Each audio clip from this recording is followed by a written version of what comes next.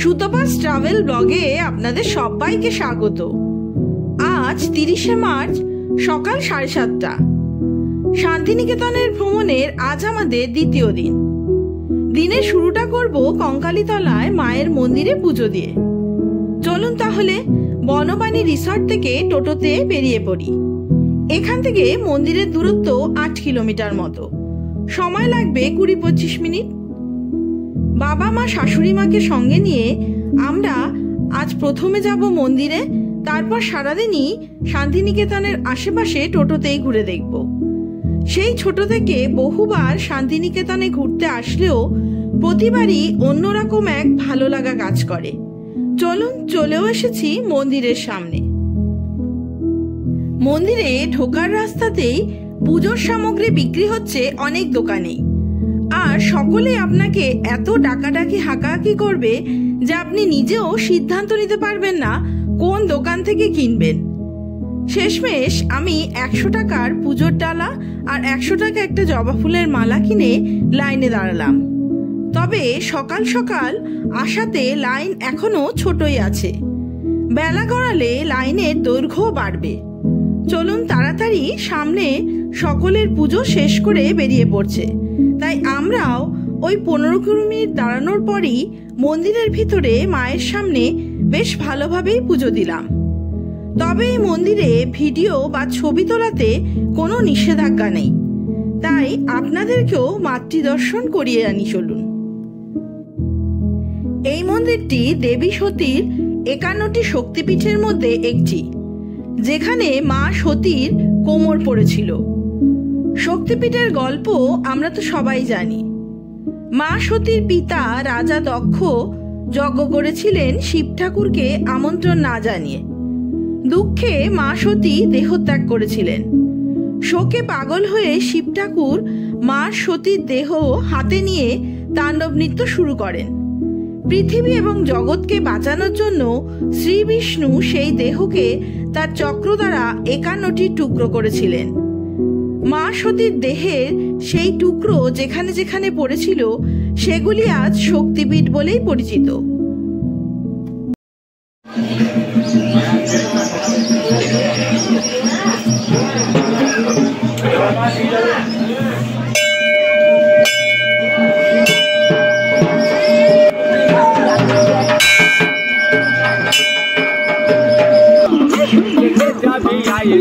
মায়ের কঙ্কালী তলা,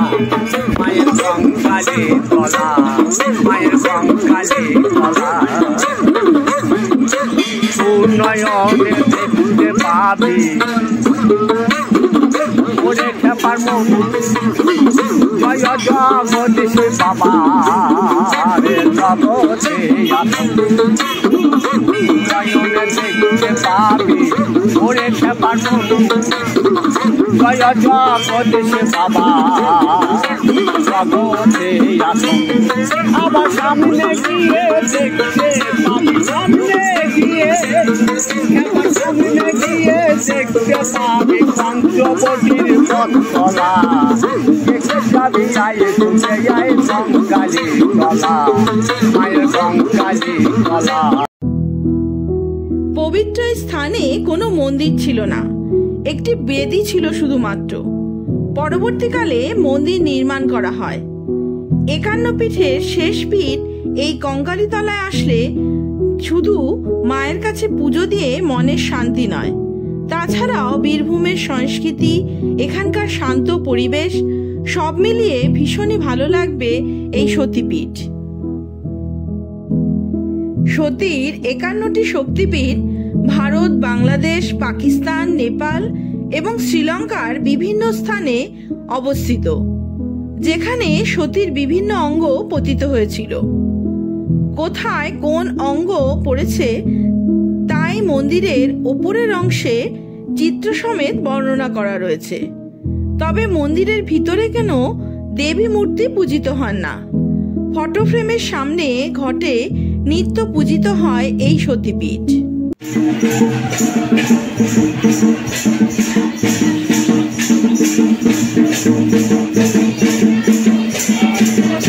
ভোগের কুপন কাটতে হয় কখন? ভোগের কুপন কখন কাটতে হয়? হ্যাঁ, মানে যখন যাইবো তখনই পাবো? তাহলে এই সকালবেলা কত করে ভোগের কুপন? 60 টাকা করে। আর ভোগ দেওয়া হবে কখন থেকে? 12:30 থেকে।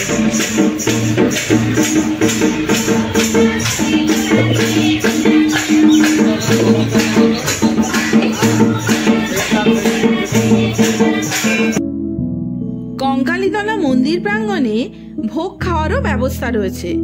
আপনি চাইলে এখানে এসে 60 টাকার বিনিময়ে কুপন কাটতে পারেন। আবার যদি কোনো ভক্ত ভান্ডারা দিয়ে থাকেন, সেক্ষেত্রে কুপন ছাড়াই প্রত্যেকেই প্রসাদ পাবেন। ভোগ খাওয়ার জন্য আলাদা ঘরও রয়েছে। চলছে এই মুহূর্তে ভোগ রান্নার প্রস্তুতি। মন্দিরের পিছনের রাস্তা দিয়ে এগিয়ে গেলে রয়েছে কোপাই নদী।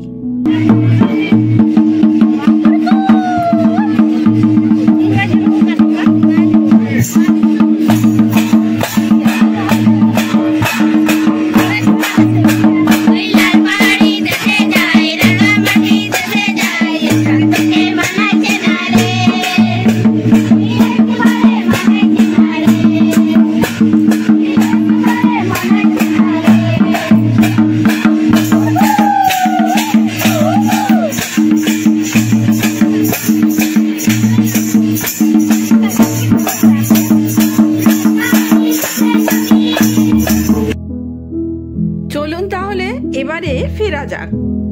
আবারও আসবো মায়ের কাছে পুজো দিতে পরের বার।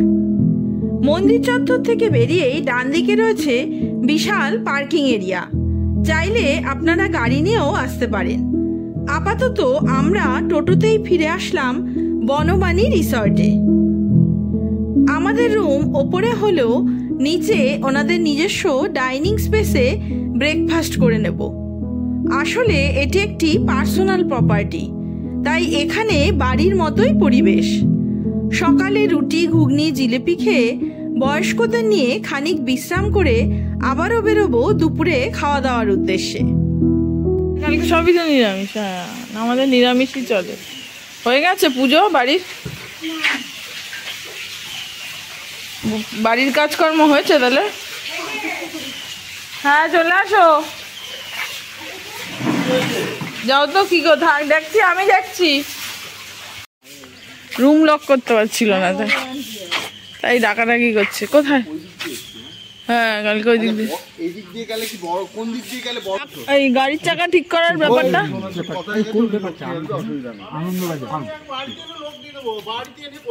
ঠিক আছে, ঠিক আছে।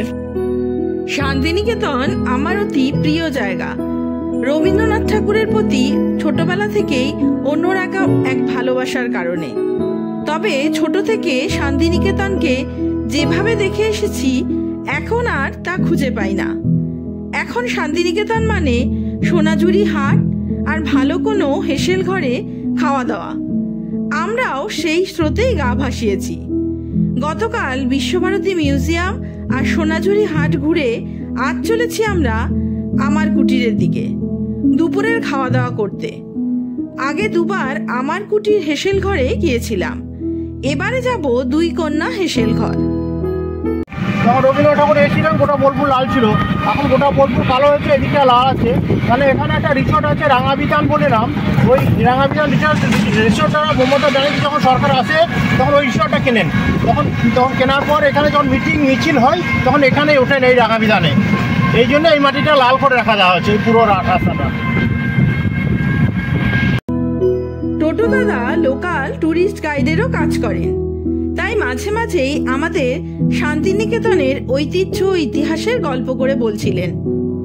বীরভূমের লালমাটির রাস্তা এখন আর এখানে তেমন চোখে পড়ে না এই পথ ছাড়া।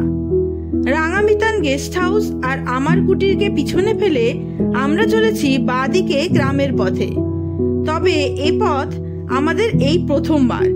আমার কুটির পর্যন্তই আমরা এসেছি। টোটো দাদাই আমাদের নিয়ে চলেছেন। চলুন, চলে এসেছি দুই কন্যা হেসেল ঘরের সামনে। তবে আজ শনিবার, প্রচুর টুরিস্টদের ভিড়, তাই আগে দেখে চলুন টেবিল ফাঁকা পাওয়া যায় কিনা। কারণ বয়স্কদের নিয়ে অপেক্ষা করা মুশকিল। আবার আমার বাবা মা পিওর ভেজিটেরিয়ান, সেটাও এখানে পাওয়া যাবে কিনা তাও দেখার। তবে টোটো দাদা বা সফল মণ্ডল দাদার চেষ্টায় 5 জনের টেবিল পাওয়া গেল। এবারে দেখি চলুন কি কি পাওয়া যাবে এখানে। ডাইনিং এরিয়া সুবিশাল আর সার্ভিসও তাড়াতাড়ি, তবুও প্রচন্ড ভিড় বলে টেবিল ওই অনুষ্ঠান বাড়ির মতোই ধরে থাকতে হচ্ছে। অবশেষে তা ফাঁকা হলো, তারপরে আমরা বসতে পারব।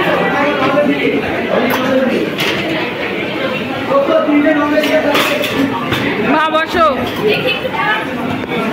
বসো, ওই পাশেই বসো। 2 কন্যা হেসেল ঘরে চলছে প্রচন্ড দ্রুতগতিতে থালা সাজানোর কাজ, কারণ টুরিস্টদের এতটাই চাপ। তবে এখানে ভেজ থালি, চিকেন থালি, ফিশ থালির মধ্যে অল্প বিস্তরই ফারাক, তাই থালি সেভাবেই সাজানো হচ্ছে। ভেজ থালি 170 টাকা, যাতে আছে ভাত, গাওয়া ঘি, 2 রকমের সবজি, 2 রকমের ভাজা, মুগের ডাল, স্যালাড, চাটনি, পাঁপড়, পায়েস। চিকেন থালি 350 টাকা, তাতে ভেজ থালির মতোই, শুধু 1 রকমের সবজি, 1 রকমের ভাজা কম, তবে 2 পিস চিকেন আর 1টি মিষ্টি এক্সট্রা। এমনই মটন থালি আর ফিশ থালির অল্প বিস্তর পার্থক্য। মটন থালি 350 টাকা, ফিশ থালি 299 টাকা। ফিশ থালিতে দেবে 1 পিস কাতলা মাছ, তাই অন্য কোনো রকম মাছের প্লেট আলাদা করেই অর্ডার করতে হবে।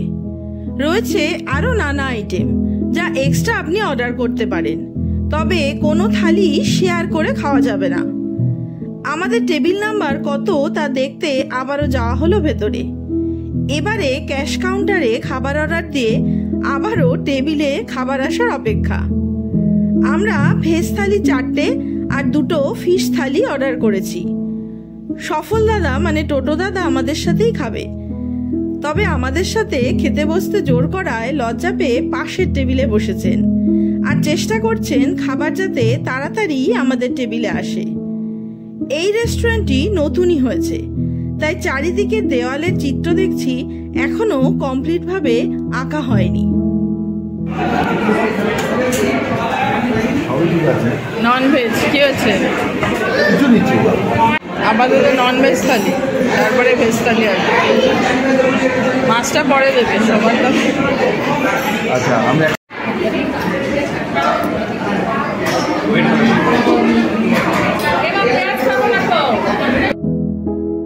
ভেজ থালিতে রয়েছে আলু ঢেঁড়স ভাজা, শুক্তো, মুগের ডাল, আলু পোস্ত, চাটনি, পায়েস, স্যালাড, পাঁপড়।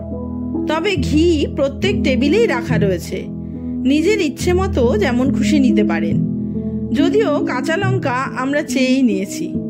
চলুন তাহলে খাওয়া দাওয়া পর্ব সেরে ফেলা যাক।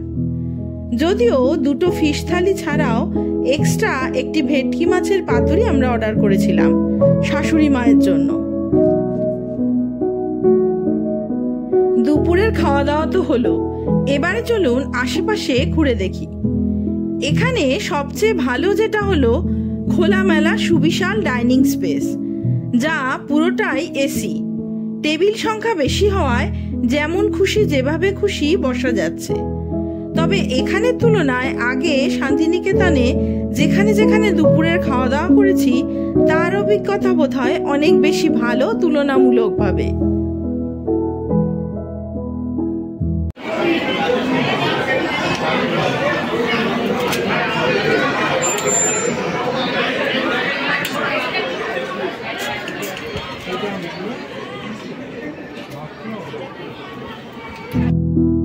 নিচে রেস্টুরেন্টের পাশে রয়েছে ওনাদের নিজস্ব শোরুম, যেখানে দেখলাম শাড়ির কালেকশন রয়েছে প্রচুর।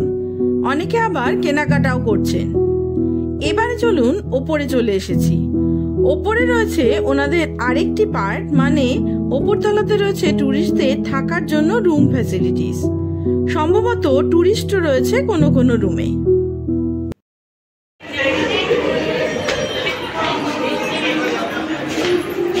এগুলো কি থাকার ঘর?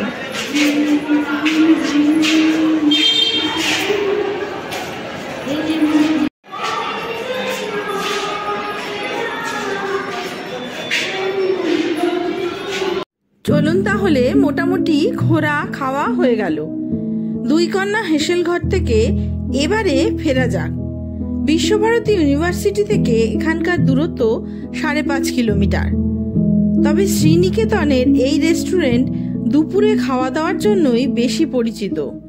চারিদিকে টোটোর ভিড় পড়ে গেছে, আর বেশি সময় দাঁড়ানো যাবে না এখানে। চলুন যাওয়া যাক।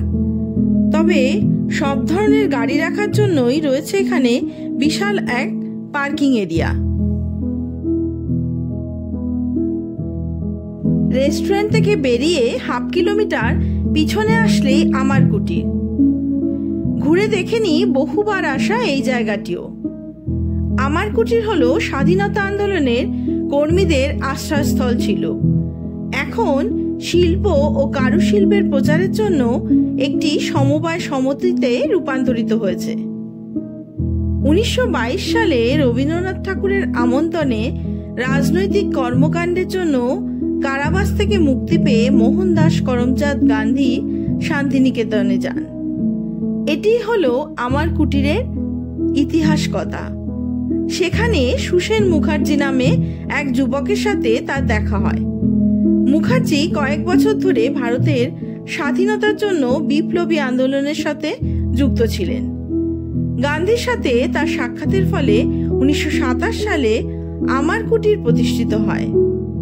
1930 সালে ব্রিটিশ শাসকরা আমার কুটির অভিযান চালায় এবং রাজনৈতিক কর্মকাণ্ডের জন্য মুখার্জিকে কারাগারে পাঠানো হয়। 1937 সাল পর্যন্ত মুখার্জি কারাগারে থাকার পর আমার কুটিরের কার্যক্রম বন্ধ হয়ে যায়। 1922 সালে রবীন্দ্রনাথ ঠাকুর শ্রীনিকেতনে গ্রামীণ পুনর্গঠনের ইনস্টিটিউট প্রতিষ্ঠা করেন। বিশ্বভারতীর দ্বিতীয় ক্যাম্পাসটি পরবর্তীতে 1923 সালে এই একই স্থানে অবস্থিত হয়।